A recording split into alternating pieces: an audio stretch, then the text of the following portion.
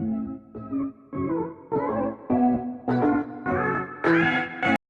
Friends, welcome to my channel.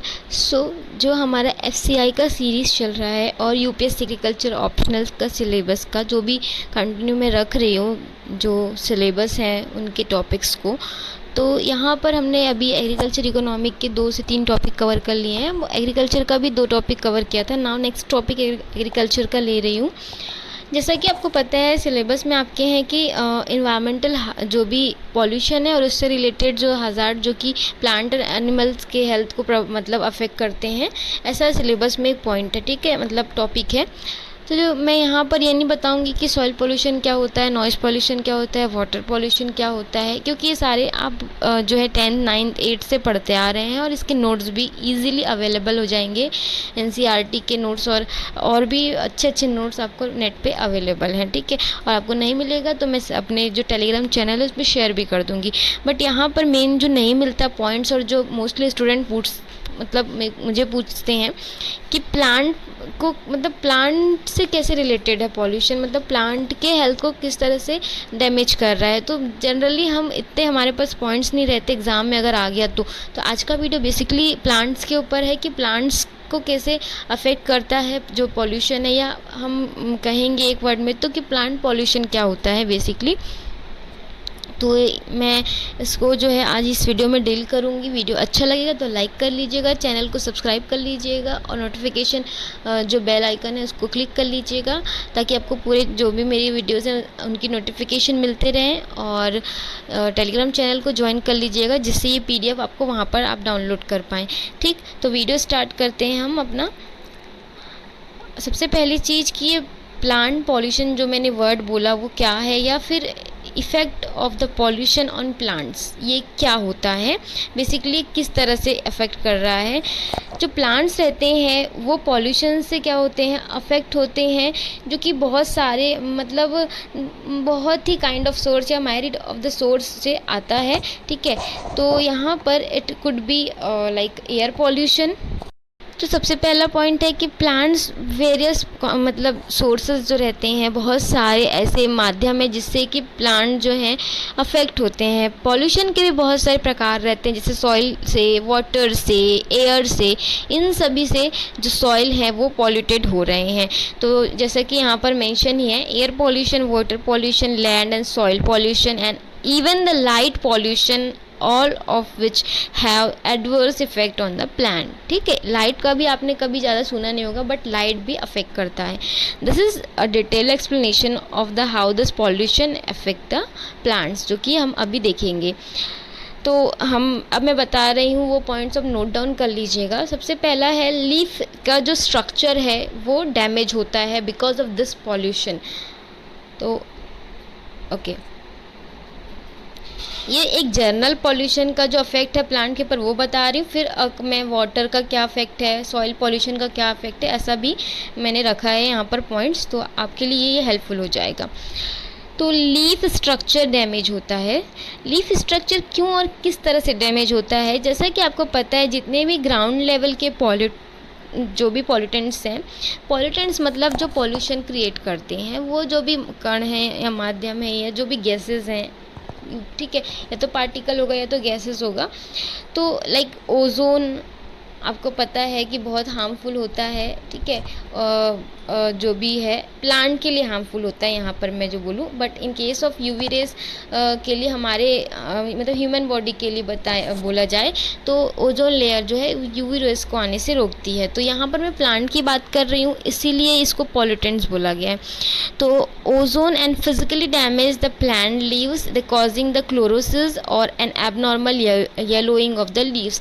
क्या होता है, बिकॉज ऑफ द ओजोन का अगर ज़्यादा कंटेंट हो जाएगा जो कि ग्राउंड लेवल पे, तो उससे क्या होता है, क्लोरोसिस मतलब ये होता है degradation of the chlorophyll content. Chlorophyll content यानी जो प्लांट में जिसके कारण फोटोसिंथेसिस बेसिकली होता है, तो अगर क्लोरोफिल ही डिग्रेडेड हो जाएगा, यानी वो उसका डिग्रेडेशन होना हो जाएगा, कमी होने लगेगी, तो इससे क्या होगा, जो ग्रीन कलर है वो येलो कलर में चेंज हो जाएगा और लीव्स जो हैं वो डैमेज होने लगेंगे। इससे क्लोरोफिल की कमी आ जाएगी और इसका मतलब प्लांट जो हैं वो फोटोसिंथेसिस नहीं कर पाएंगे, बिकॉज टोटली डिपेंड करते हैं क्लोरोफिल के ऊपर एंड लाइट एनर्जी, ठीक है, वाटर के ऊपर डिपेंड करते हैं। मेन क्लोरोफिल कंटेन होना बहुत, पिगमेंट जो है, क्लोरोफिल एक पिगमेंट है जिसका होना बहुत मतलब नेसेसरी होता है फोटोसिंथेसिस के लिए।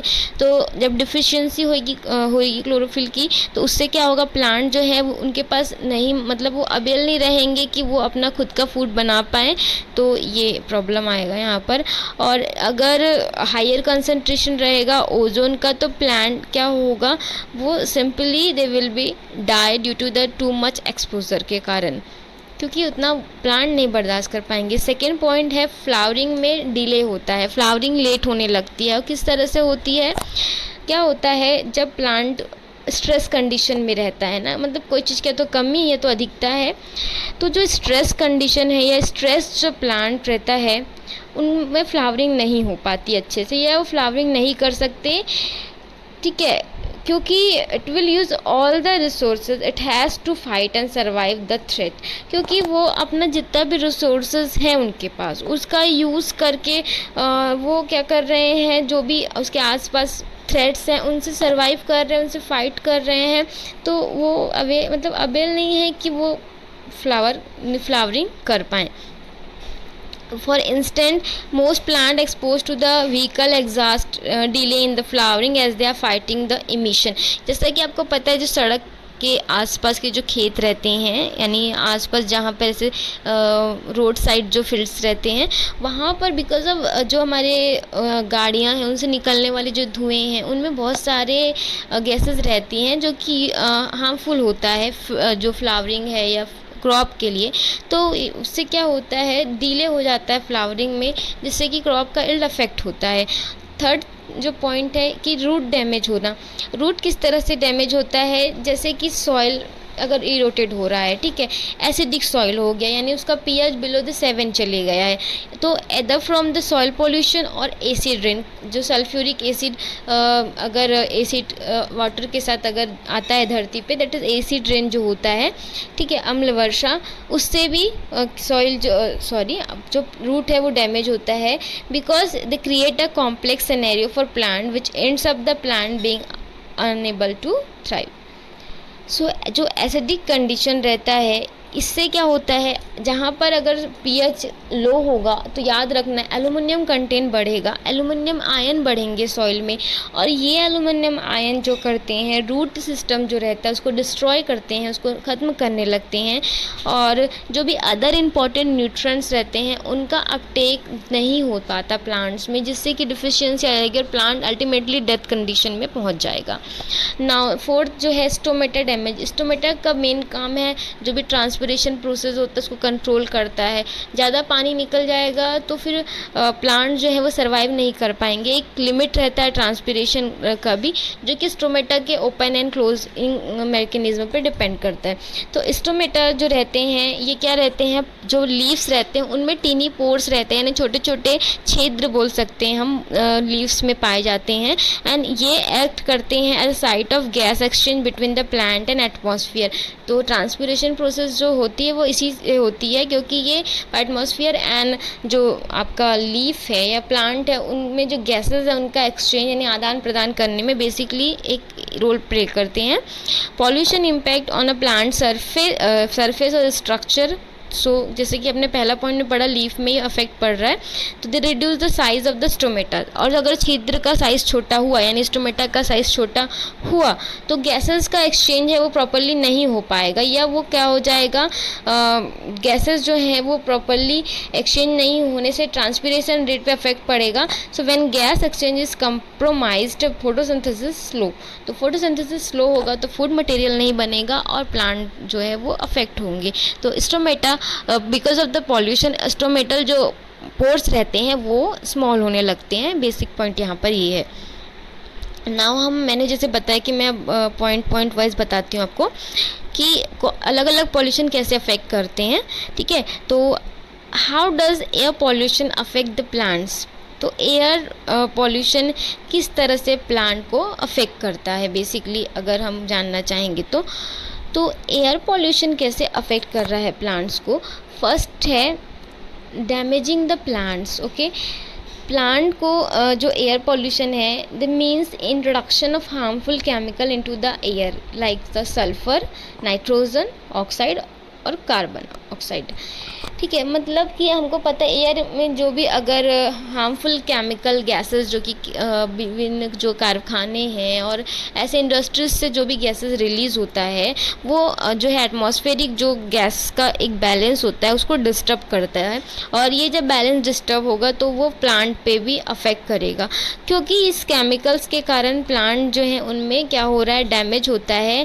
साथ ही साथ प्लांट की जो फिज़िकल जो भी कंडीशन है, फिज़िकल यानी बाहरी जो भी रूप है और जो भी उनकी क्वालिटीज़ हैं, ठीक है, वो भी डैमेज होती है इस वे में। एंड और इसके अलावा for instant through stunted growth, necrotic lesion and change in the colour. जो मैंने बताया फिजिकल सिम्टम्स जो हैं वो ये हैं कि ग्रोथ स्टंटेड हो जाता है यानी प्लांट छोटा रह जाता है, और नेक्रोटिक लेसन यानी जो प्लांट्स है उनमें जला जला पैचेस बोल सकते हैं हम, बीच बीच में जले जले निशान बन जाएंगे। नेक्रोटिक यानी डेथ ऑफ द टिश्यूज़ जो है उनका डेथ होने, मतलब टिश्यूज़ जल जाएगा पूरा।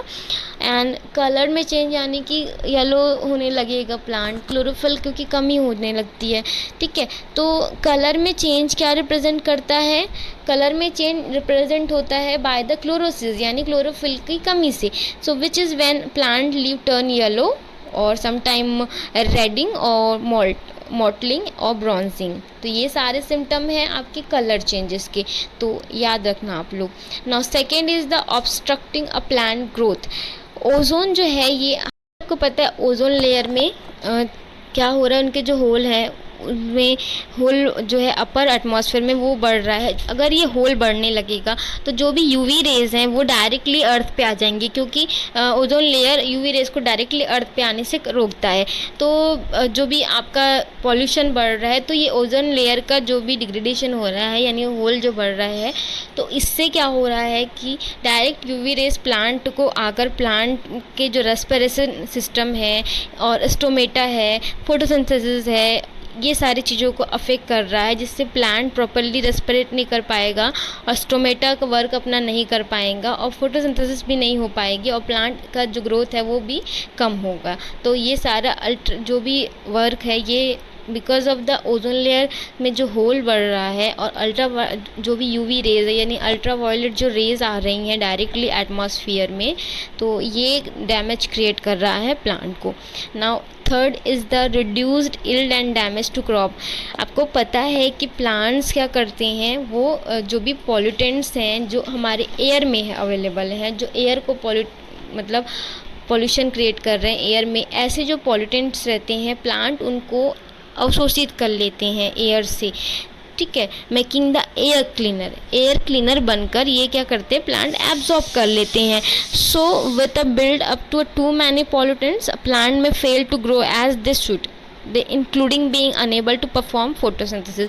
क्योंकि वो वर्क तो कर रहे हैं एयर क्लीनर का, इसलिए बोला जाता है बहुत से अधिक प्लांट लगाइए, इसलिए बोला जाता है कि प्लांट को मतलब वृक्षों की कटाई ना कीजिए, क्योंकि ये एयर को प्यूरिफाई करने का काम करते हैं। बट प्यूरिफाई करने के कारण प्लांट्स बहुत सारे क्या कर लेते हैं, अपने आप में ही मैनी पॉल्यूटेंट्स यानी बहुत सारे पॉल्यूटेंट्स बना लेते हैं। मतलब उनको तो डैमेज होगा ना, क्योंकि वो एब्जॉर्ब कर रहे हैं प्लांट्स, तो इस एब्जॉर्प्शन के कारण वो जिस हद तक कर सकते थे यानी मतलब उनका ग्रोथ जितना हो सकता था उतना नहीं हो पाता या नहीं हो पा रहा है बिकॉज ऑफ दिस पॉल्यूटेंट्स। तो इससे वो प्रॉपरली फोटोसिंथेसिस करने में, प्रकाश संश्लेषण करने में भी सक्षम नहीं हो पाते हैं। तो this is a turn will mean plant will fail to have fewer yield then the they should, यानी वो जितना इल्ड कर सकते थे उससे भी कम इल्ड कर रहे हैं इस कारण से। तो ऑब्वियसली तो हम यहाँ पर देखते हैं फोर्थ जो प्रॉब्लम है जैसा कि प्लांट क्या करते हैं, आपको पता है कार्बन डाइऑक्साइड एब्जॉर्ब करते हैं, ऑक्सीजन रिलीज करते हैं, पर ये एयर पोल्यूशन के कारण से प्लांट जो हैं इतने अफेक्ट हो जाते हैं कि जिस मात्रा में वो कार्बन डाइऑक्साइड एब्जॉर्ब कर सकते थे उस मात्रा में नहीं कर पा रहे हैं। तो इस कारण से क्या हो रहा है, कार्बन डाइऑक्साइड कंटेंट जो है हमारे वातावरण में इंक्रीज़ हो रहा है। तो इस इंक्रीज़ होने के कारण और साथ ही साथ कार्बन डाइऑक्साइड इंक्रीज़ हो रहा है और जो ओजोन लेयर है वो भी डैमेज हो रहे हैं। और इस कारण से जो भी ग्रीन हाउसेस गैसेज है जो आपके एटमॉस्फेयर से जो सरफेस पे आ रही हैं वो आ तो रही हैं बट रिटर्न बैक नहीं जा पा रही हैं। और ये रिटर्न बैक नहीं जाने के कारण टेम्परेचर बहुत बढ़ने लगा है अर्थ का टेम्परेचर बढ़ने से जितने भी ग्लेशियर हैं, ठीक है, वो पिघल जाएंगे और इससे जो है आपका हम बोल सकते हैं बाढ़ जैसी कंडीशन आ जाएगी। तो ये ग्लोबल वार्मिंग को भी क्रिएट कर रहा है। तो this will also contribute to global warming and subsequently the climate change also, क्योंकि जो भी गैसेस हैं वो सरफेस से रिटर्न बैक एटमॉस्फेयर पे नहीं जा पा रही हैं, जैसे कि कार्बन डाइऑक्साइड गैस है और मैथेन गैस, ये सारी गैसेस जो रिटर्न नहीं जा पा रही हैं ग्रीन हाउसेज गैसेज हैं। और ये ग्रीन हाउसेज गैसेज जो है टेम्परेचर जो है अर्थ का उसको बहुत हाईली इंक्रीज़ कर रही हैं। Now how does water pollution affect the plant. First जो है denying the plant essential nutrient. अगर वाटर जो है ख़राब है, ठीक है, पॉल्यूटेड वाटर है, तो जो भी प्लांट के स्पेसिफिक न्यूट्रिएंट्स हैं जो कि वाटर के माध्यम से लाइक सॉइल से प्लांट में जाते थे वो जो है प्रॉपरली नहीं हो पाएगा। एंड इस तरह से जो प्लांट हैं उनमें न्यूट्रिएंट्स की कमी हो जाएगी। So polluted water might kill some of those nutrient further denying the plant the ability to get them. Second, poisoning the soil.